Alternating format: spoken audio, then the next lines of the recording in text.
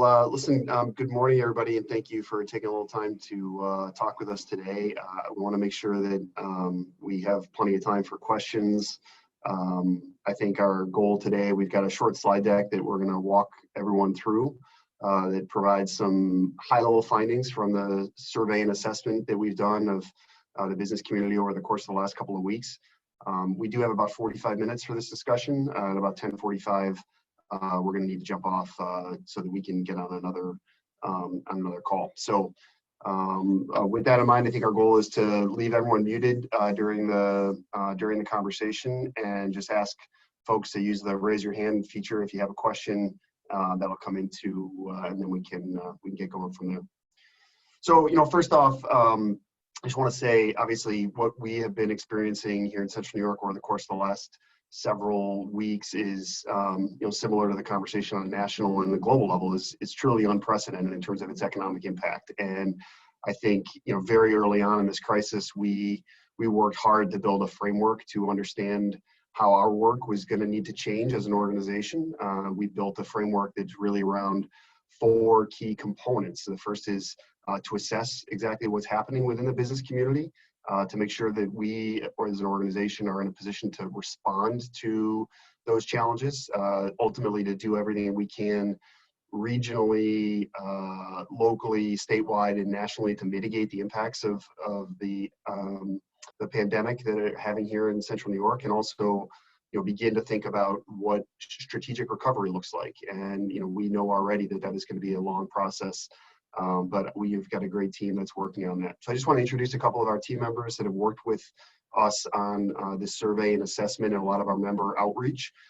Jared Shepard, who is our research and policy analyst, and Nora Spillane, who is our director of business development, are here on the phone with us today, or I should say on the Zoom call today, and may be jumping in at different points to add some color commentary to the high-level presentation we'll walk through. So I think we launched this survey over the course of from March 19th to April 8th. So we had it open for about 2.5 to 3 weeks. And during that period of time, we received 263 responses to that survey, which is a pretty significant number, more than we typically get when we put survey instruments like this out. And simultaneously, we launched a pretty ambitious effort to directly reach out to, primarily via phone, over 1,500 members in the business community throughout upstate New York.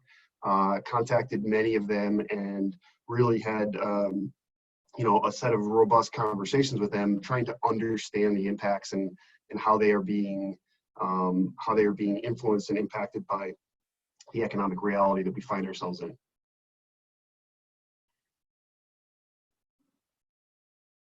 This is just a quick little word cloud to give you a sense. We took pretty detailed notes on those conversations with those with those 1,000+ business leaders that we talked to, and I would say at a very high level, certainly a lot of anxiety, a lot of concern, a lot of uncertainty, but also I think a very significant amount of care and concern for those business owners' employees. And I think that was really one of the positive things that we saw emerging over the course of the first few weeks of this crisis has really been the reality that for so many businesses, their workplace, their colleagues, their workforce, are often, very important part of their lives. And, that people, even when they're struggling and wrestling with making decisions about, furloughs or layoffs, that they really are doing everything in their power to try to provide for those employees and the members of their community.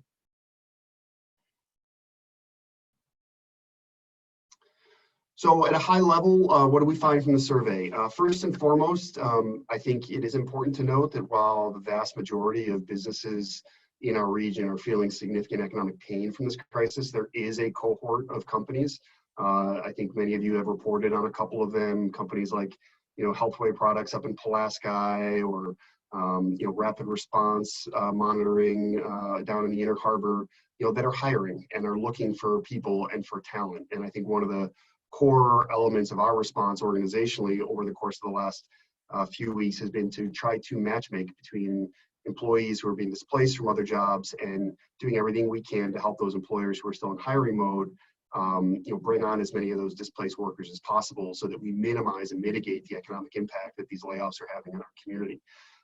It's also important to note that we do have a number of manufacturers here in our region who have seen increased demand that is requiring additional hiring.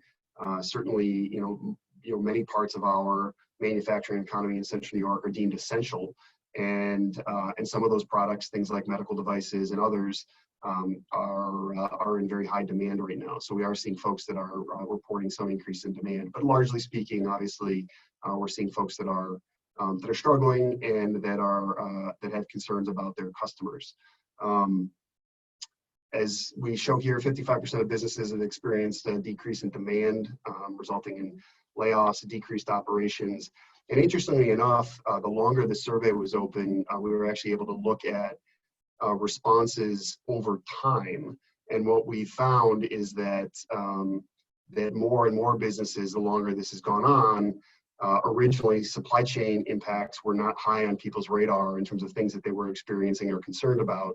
But the longer this has lasted, the more those supply chain impacts have caused challenges for companies that might not have had, months and months of inventory, and are now beginning to feel the impacts of the fact that economies all over the world, not just here in the U.S. and in New York State, all over the world are shut down or slowed down. And not surprisingly, also at a high level, cash flow concerns are one of the most significant concerns that businesses have had. Those concerns have gotten louder and more prominent the longer this crisis has gone on.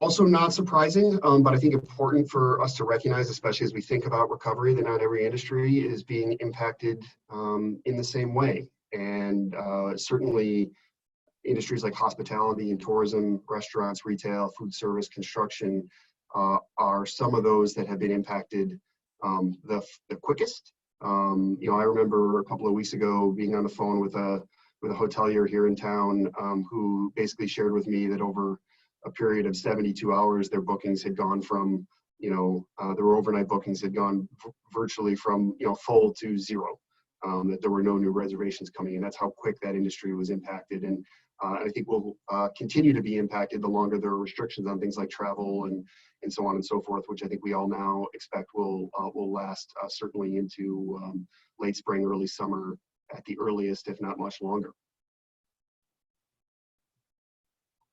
There are some industries that are not feeling as much pain, but I should emphasize here that is a relative term. I think what you see even in the industries that are the least impacted, things like financial, insurance, utilities, warehousing, you're still seeing a significant number of companies, of employers in those industry sectors who are experiencing disruption, who are feeling economic pain. So I don't want to give the impression that any industry is immune to the economic crisis that we're in, because in fact there don't appear to be any industries that are untouched in any way, shape, or form from this. Certainly our defense contractors are in one of the stronger positions, in large part because their work is certainly essential, and their customers tend to primarily be governmental entities that have the ability to continue to spend through this crisis. But for the most part, I think every part of our economy is being touched and profoundly touched.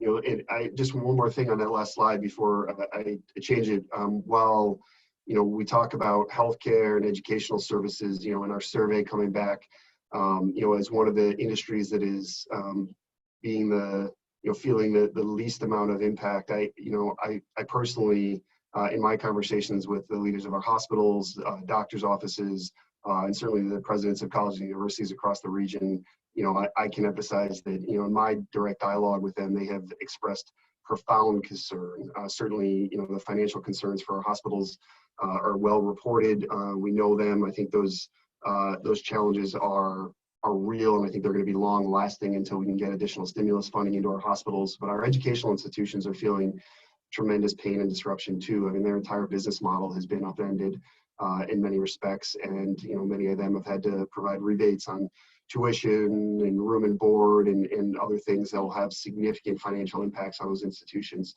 So I don't want to leave the impression again that these industries that maybe have reported in the survey that they are feeling the least disruption, that they are still highly disrupted, and are going to need our support coming out of this.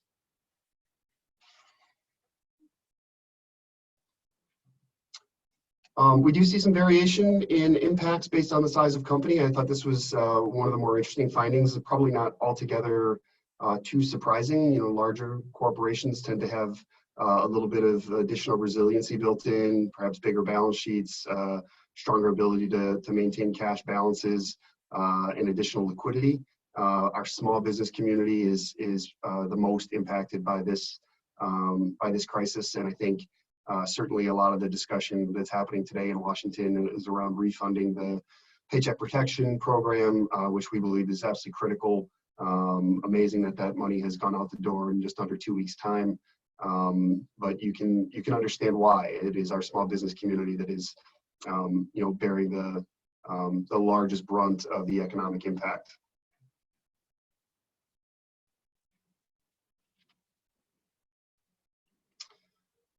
I think this slide, and I can let Jared or Nora talk a little bit more detail to it, I think is an interesting way for us to understand that not every industry is being impacted in the same way, that those industries are seeing some variation in their pain points, which actually I think gives us a useful roadmap as we think about what tools the business community need both today and also what tools they might need going into the future as we start talking about reopening, as we start talking about recovery, and as we start talking about building more resilience into our economy in the future. It's important to know that there's not a one-size-fits-all solution for each of these industries. Jared or Nora, is there anything you'd like to add here? Yeah, in building off the previous slide where we looked at some of the impact demands and saw that there was some variation, but in general, a lot of high impact. I mean, even 30 to 40% is a huge difference in impact. And you can see from this sheet that that confirms that across industries, there's severe concerns. But then if you go to a little bit of a finer grain detail, you can see, if you look vertically, some variation in these averages for response. And then if you look horizontally, you can see where some concerns may be cut across through these categories that fit outside that. So the two things to combine is that, yes, it's impacting everybody broadly and in similar ways, but also there's some definite customization to how we can approach specific needs for specific industries. Great.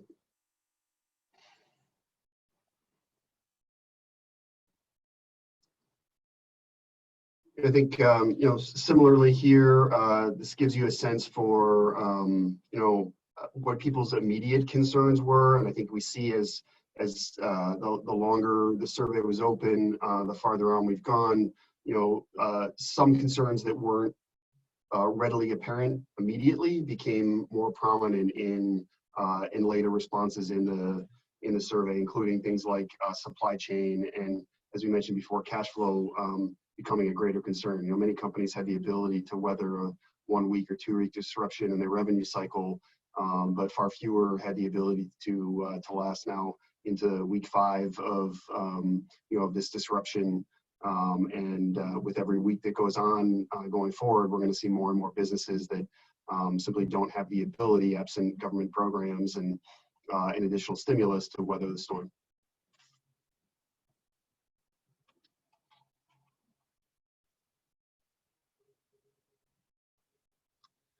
This gives you a sense of how businesses are feeling impacted and where those impacts are the latest. Obviously, any part of anyone's business, and I think just organizationally at CenterState, ours is no different, right? Anything that required travel, things like trade shows that we might have attended, or our own large events like our annual meeting, which would have been held later this month, are now on hold indefinitely as we go through this process. And so I think anyone for whom travel was a big part of their job, whether it's in sales or other elements, is finding themselves more significantly impacted.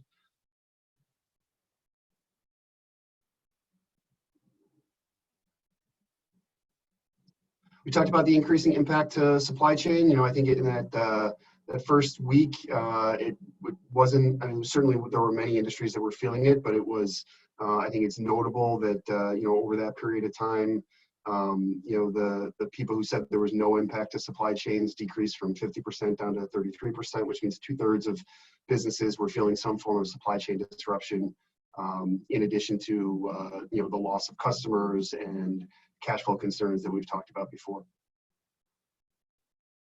And I think one of the discussions that will emerge from this entire sort of pandemic, when we have an opportunity to reflect back and think about what needs to happen on a go-forward basis, I think there'll be a lot of discussion about supply chain resiliency and supply chain hardening, and how our businesses here in the United States, certainly in New York and in Central New York, can be better prepared and insulated from those supply chain disruptions. I think it is an opportunity on the horizon for places like Central New York, to bring some manufacturing and components of those supply chains that maybe have gone elsewhere over time, back into part of our regional economy. But I think there's a lot of understanding that still needs to take place, and strategic discussion needs to take place around on how and when that will materialize. Rob, can I jump in on that previous slide? Please. In this just continues with what you're pointing out, and not only did those saying there was no impact drop significantly, but those saying that supply chains were the highest impact that they felt, or I'm sorry, that they rated, went up by almost 4 times over the course of just a couple of weeks. Right.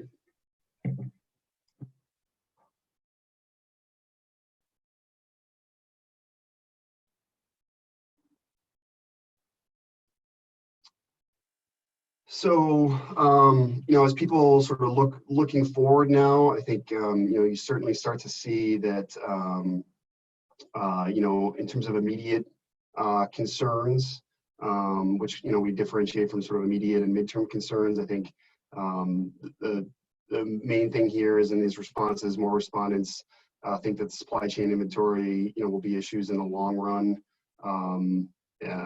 as opposed to the near term.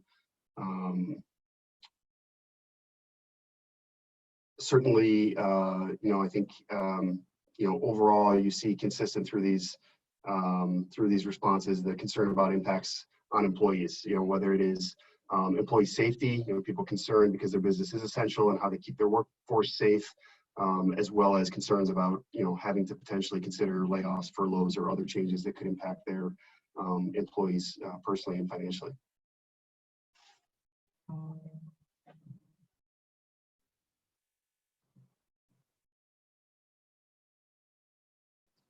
This just gives you a sense a little bit of how those things change from one slide to the next.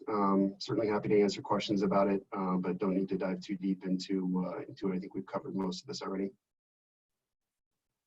I might just add that one sort of outlier we saw in terms of short-term and midterm concerns on the regulatory front was from obviously the financial institutions, who I think knew that there'd be programming coming down their way that they wanted to be ready for. So that's certainly just something of note. Regulatory issues have not been across the survey very highly rated, but for that particular industry, I think they knew and anticipate more coming to them on that front. Yep. Good point.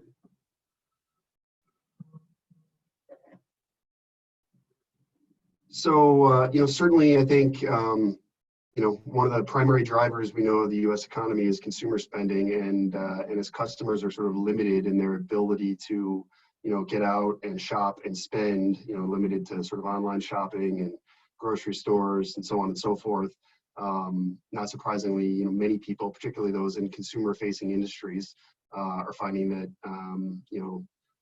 this is amongst their highest concern, right? At what point will consumers be able to return to their traditional spending patterns, and not only when do they return, but what is their financial ability to spend in the ways in which they were before this crisis occurred.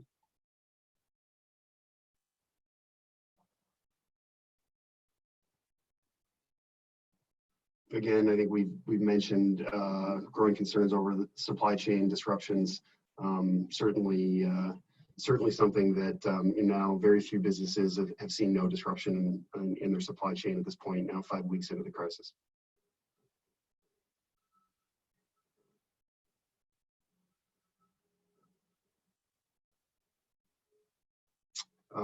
One of those concerns obviously is inventory, as part of the supply chain. I think, depending on the industry you're in, people keep a varying amount of inventory on hand for certainly in the manufacturing side, but also in other components of our economy.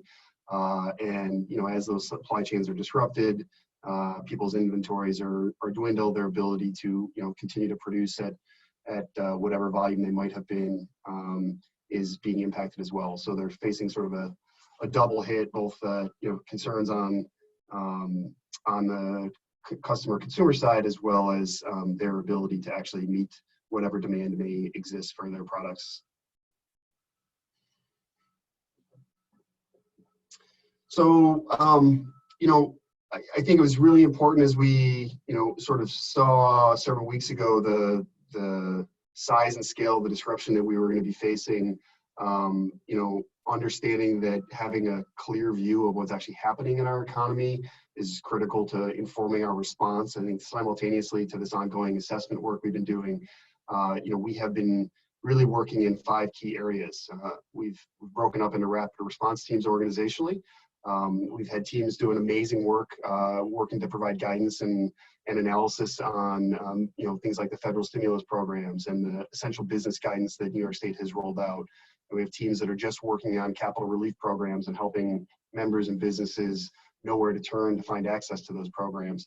And we've also been doing a lot of work, of which I'm extremely proud, to be a sort of community connector, in regular contact with our hospitals, who are sharing their concerns around critical shortages of personal protective equipment. And we've got a couple of folks on our team who are doing nothing but trying to help them source masks and other necessary medical devices, and interfacing with our manufacturing community to see which manufacturers can pivot and redeploy their capabilities.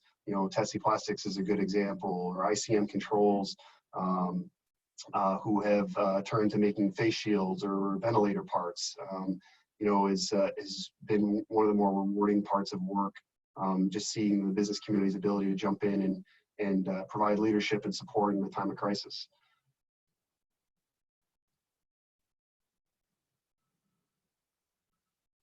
We do have an ongoing survey that's open also. I think, as we talk about the 4 phases of our response, I think the assessment phase is ongoing. And I think we've already seen that what was impacting many businesses in that first week is different than what was impacting them this week. And we expect that will continue to change as circumstances change. I think it's really important for us to make sure that we're continuously in listen and understand mode, so that we can inform our policymakers, our local government leaders, our state leaders, our federal leaders, in terms of what businesses need in order to get our economy moving and to weather the storm that we're in right now.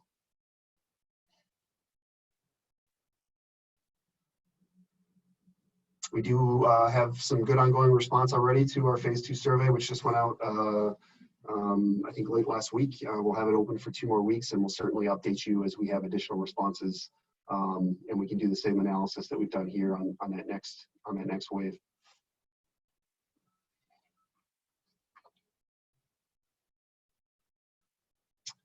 At a very high level, some of the early findings, not surprising, revenue and customers continue to be challenges. I think the longer this goes on, more employers are finding it necessary to reduce their overhead. We saw that in the latest numbers today. Another 5.5, almost 6 million people in new filings for unemployment just in the last week. Now bringing us up to almost 22 million over the course of the last 4 weeks. So this is very consistent, I think, with what we're seeing nationally. Interestingly enough, a huge number of companies that we were talking to, our small business community, are applying for the Paycheck Protection Program. We expect that the funding for that program will run out today. And we have certainly been in regular contact with our federal officials, urging them to find a solution quickly to refund that program, to expand the program to include some fixes that that were the product of just that program being rushed to market initially, and for good reason. It needed to be put together quickly. I think the longer we find ourselves in this mode, I think the more we're recognizing that there are both some real upsides to remote work for those who are able to do it, but there are also some real downsides and challenges as well in terms of, culture building, internal communications, productivity, especially for those of us that have kids or family members at home. This is a different posture, and I think we're all trying to learn it as we go.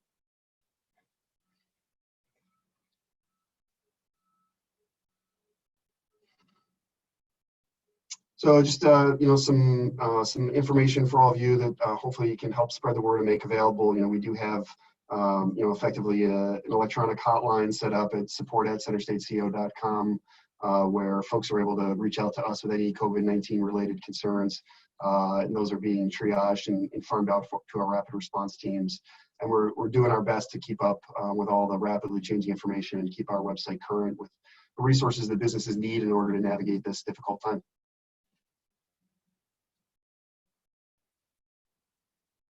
Okay, so I've talked too much, but hopefully shared some information that is useful for all of you, and happy to answer any questions that folks may have.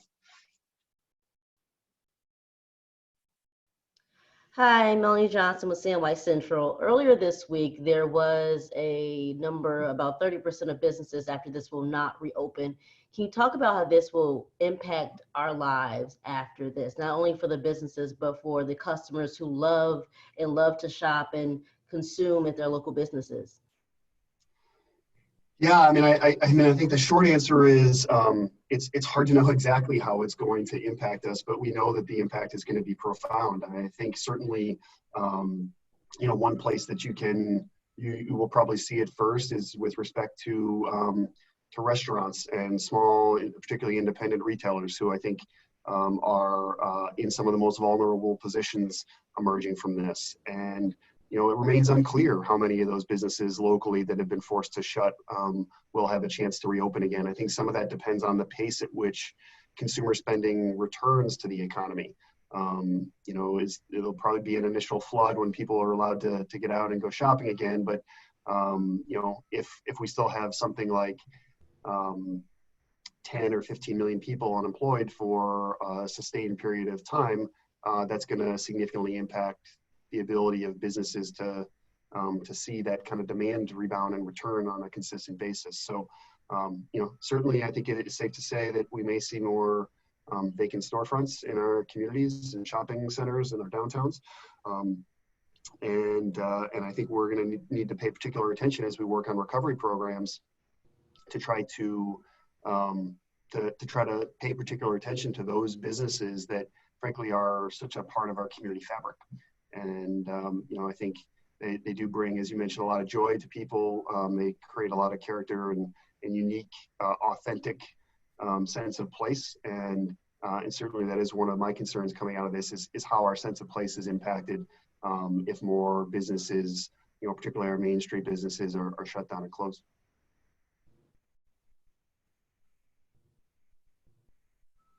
Yeah, Rob, Rick Moriarty here. You mentioned you think that Congress needs to refinance that small business loan program. Is there anything more other than that the federal government can do to help out small businesses?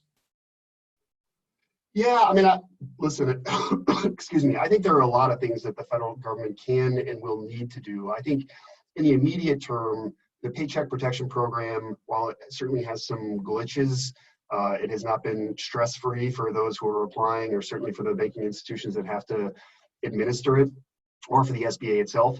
It does seem to be working.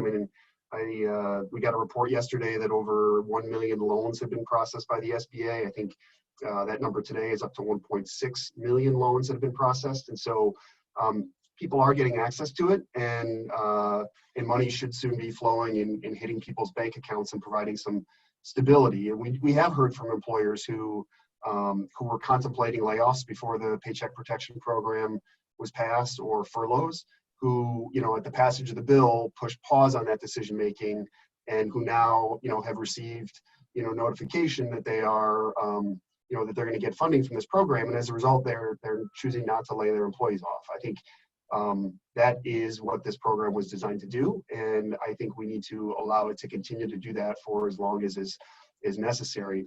But I do want to point out that I think we are still very much at the federal level in reactive mode.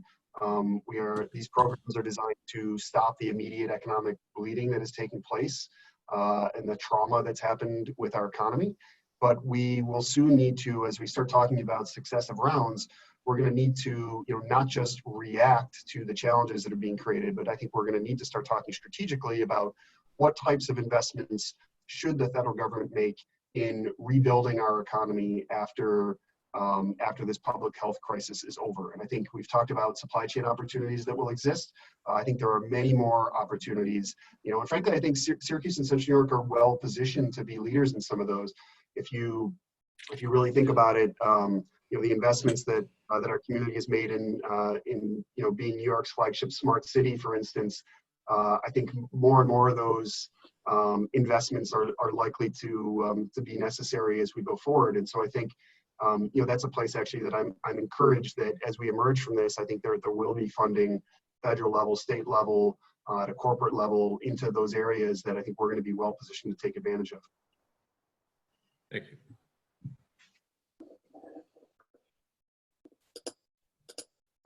We got Julie McMahon next. Hey, Julie.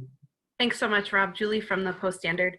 I wanted to ask about, from the perspective of business owners or managers, you've talked about some of the programs that are available. Your website has a ton of resources, but what are some overlooked things that business owners should be thinking about right now? And I think, like you said, we're starting to pivot to a little bit more of strategic rather than reactionary, but what should be on the minds of business owners as they sort of transition into that and think about planning for the future? Well, I think it's a great question. I think it does probably vary depending a little bit on the very individual's circumstances, but I think as time has gone on, I think more businesses have come to realize that this is not a temporary, really short-term disruption in their business cycle that we're in, that we have been in, and I think we will continue to be in this sort of reduced quasi state of economic paralysis for an extended period of time. And even as things start to reopen, it's not going to happen all at once. It's going to happen slowly, and it may happen over several months. It may take longer than that.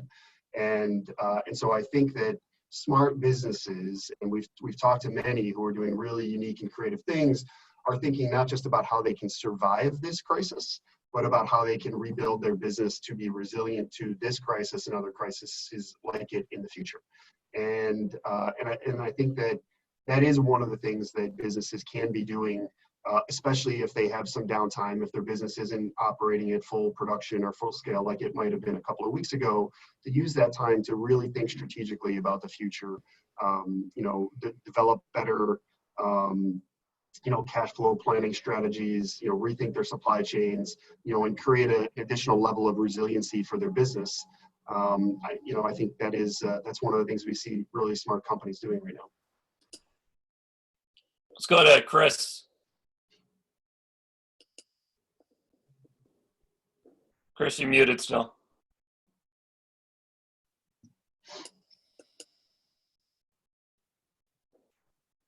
Chris, Still muted, Chris. There we go. How about that? One of the things you said you've been doing is being this community connector with matching up some people who've lost jobs with some companies that actually need some employees. How has that worked? Can you sort of illustrate how somebody might do that, especially in something other than just a delivery job? And, are there one or two successes you could, give as an example? Yeah. So I can just say, how has it worked? I mean, as we've learned of layoffs, and certainly some of them you all have reported on, some of them we're familiar with through our outreach calls. We've been asking members whether or not they're willing to share with us the list of employees who are disrupted, or ideally, some members of ours have, as we've identified companies that have employment demand, we've been forwarding that list out to companies that have laid folks off and letting them share that information with their employees.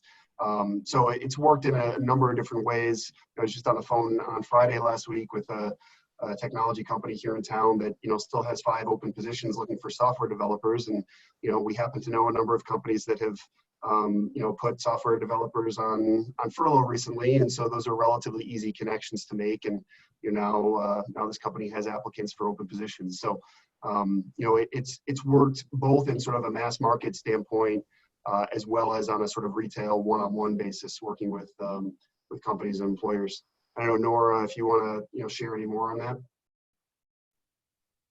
Yeah, I would just add, I think we knew early on, and that's part of the reason it was a question on the survey, both, do you have demand, but also do you have, reductions that you need to make so that we could start, trying to do that matchmaking process as early on in this, period of time as possible. And I commend our work train team who have been doing a great job making those connections, but also thinking thoughtfully through skills that might be transferable from folks who are unfortunately being laid off and redeploying those skill sets. So, it's an ongoing question, but it's certainly something we thought of early, knowing that there would be that both, demand, but also potentially supply for folks to transfer. Thank you. Looks like Ellen took her mute off. Did you have a question, Ellen? Yeah. Can you hear me? Yep, we can. Go ahead. Can you hear me now? We can. Rob, when you talk about the supply chains, what are the biggest issues? Is it because local companies are relying too much from foreign agencies? Is it simple stuff? How complicated is it that these supply chains are really wreaking havoc? Yeah, I think it's I think it's wildly complex. I think, in a global economy as we found ourselves in for the last 100+ years, not surprisingly, supply chains are wildly complicated and with multiple touch points, right? So, as borders are closed and restrictions on things like trade have been put in place or limited, that has had an impact. As logistics companies, shipping companies have been impacted, in some cases, with, health concerns or their own cash flow issues, that's having disruption. You just think about the number of different touch points within a supply chain, whether it's a restaurant or a manufacturing facility. Every one of those individual touch points, every vendor to a business, and every intermediary between that vendor and the company is another potential for there to be a critical failure. And in some companies where they're producing hundreds of different products with 10,000 different SKUs for their individual parts of their inventory, it's not surprising that that there can be a lot of impacts and failures that can inhibit a company's ability to produce their product, let alone the drop off in demand that we're seeing.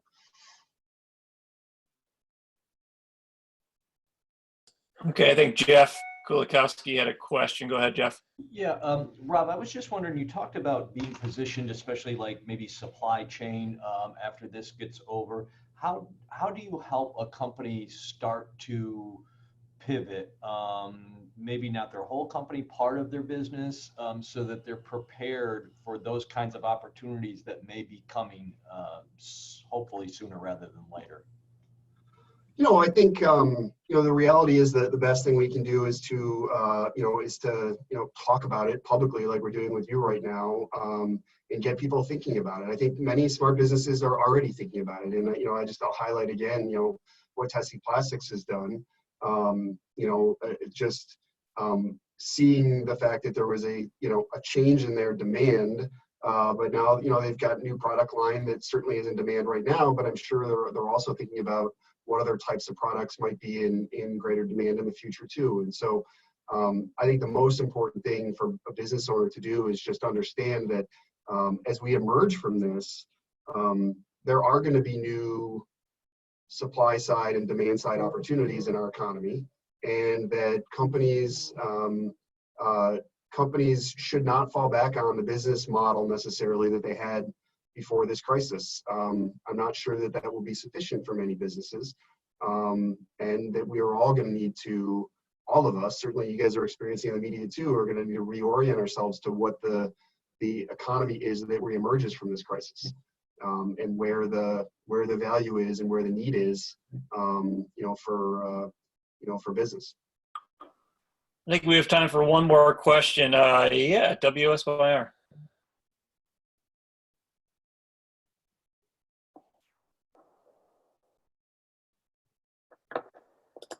Go ahead. Anybody else on last question? Yes, go ahead. So we are still waiting, of course, to see what Trump is going to say about reopening the country. Of course, businesses want to be reopened and have businesses thrive. However, have they reached out with concerns to you that this may be too soon for safety reasons, health reasons, or just overall what can come up if they do open too soon? Yeah, I mean, certainly, we've had conversations on both sides of the coin, and we've heard from businesses that are, feeling significant pain and will not feel any relief. I think about our car dealers, for instance, who are seeing just significant drop off in demand and won't see that come back until people feel safe and comfortable, going back and shopping in showrooms again.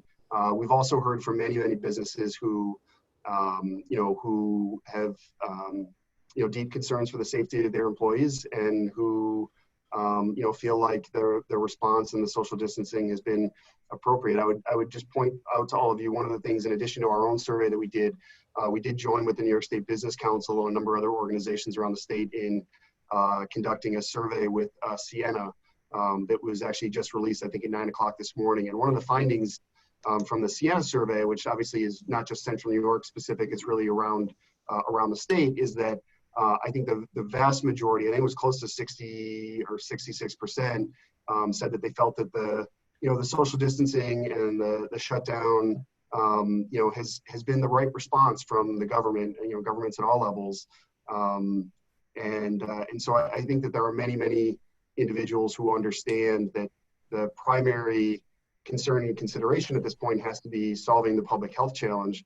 I do think there is real danger in reopening our economy too quickly and then seeing a relapse or a resurgence of the virus. However, I think it's also important to point out that that there is also very real economic pain that's being felt not just by businesses but by individuals as a result of that shutdown. And so I think just understanding that those trade-offs are very real. I think the best thing that any of us can do in our community is to listen to our public health officials and follow that guidance as best we can.